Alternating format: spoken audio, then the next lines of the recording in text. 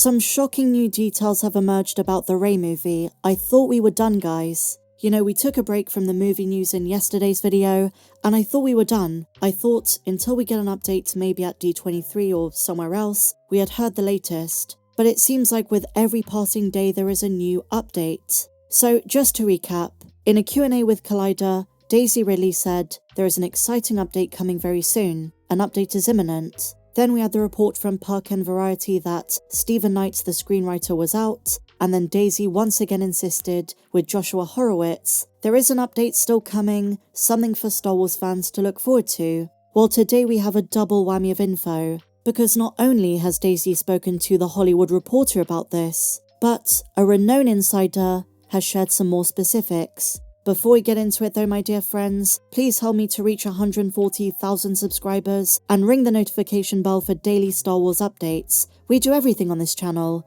comics, lore, the latest in Star Wars movie news, Star Wars shows, animated shows, you name it. Star Wars Meg, which is myself, is your one-stop shop for all things galaxy far, far away. But no more jibber jabber, shall we dive into it? Let's do it. Insider John Rocker has shared some insight into what in the world is going on with Stephen Knight and the Rey movie. He begins by confirming what we all suspected: this has been a long time coming. I saw this coming after my sources told me on August 23rd that Knight had passed in 4+ versions of the script. Alrighty then.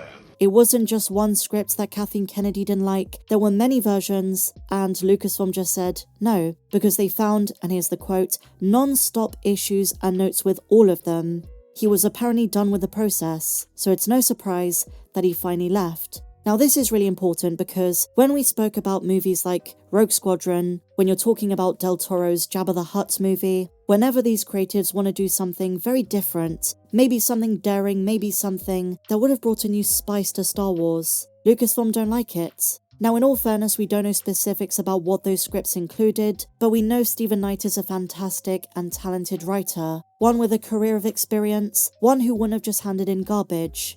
And you might say, well, maybe Meg, he just didn't understand Star Wars. And while that is a possibility, given Lucasfilm's track record, there is a higher chance that they just didn't like the direction. Maybe it's because we know Kathleen Kennedy and Sharmeen Obaid-Chinoy wanted a very specific type of Rey for this movie. They wanted Rey to be a certain type of Jedi, and maybe Stephen Knight's script clashed with that. And all of the changes in these 4+ versions they're speaking about still maintains the integrity of what he wanted to write. So when Lucasfilm said, sorry, no, you've got to change all of this, he probably said, well, you know what? You're asking for something that is so different to my vision. And Star Wars fans, rightly so, have been so frustrated that Lucasfilm wants to stifle creativity. Is it in part due to the backlash to The Last Jedi? What about the backlash for the Acolyte? Are they afraid of perceived creative risks? Or did Knight's ideas clash with those of Sharmeen Obaid-Chinoy? I'm talking about the controversy that she might be more interested in inserting aspects of her own political views and activism than a story about the new Jedi Order. We don't know the nitty-gritty, so it's hard to say for certain. But John Rocker goes on to say this. This may be why we started to hear that Mangold's Jedi film might start shooting early next year. Frustration, madness, and dysfunctional approaches, which, let's be honest guys, Lucasfilm is known for at this stage, still seem to be the way of things. This is a decade-long issue. Highly publicized cancellations, reshuffles, last-minute adjustments, last-minute director and writer changes. The reasons behind these can certainly be complex. The balance of creative freedom with lore, fan expectations, the financial issues going on at the moment at Disney. And if it was just a case of them taking their time to get it right, that's fine. But all of these other hurdles, the amount of projects announced just to be later scrapped, it just gets exhausting for the fandom. We just end up rolling our eyes and saying, well, here we go again. A widespread issue at Lucasfilm, which also goes into some of the live-action shows. The Star Wars universe under Disney just feels all over the place. And the creative shifts, especially in this portion of the timeline during the sequel era, has made the entire thing feel disjointed.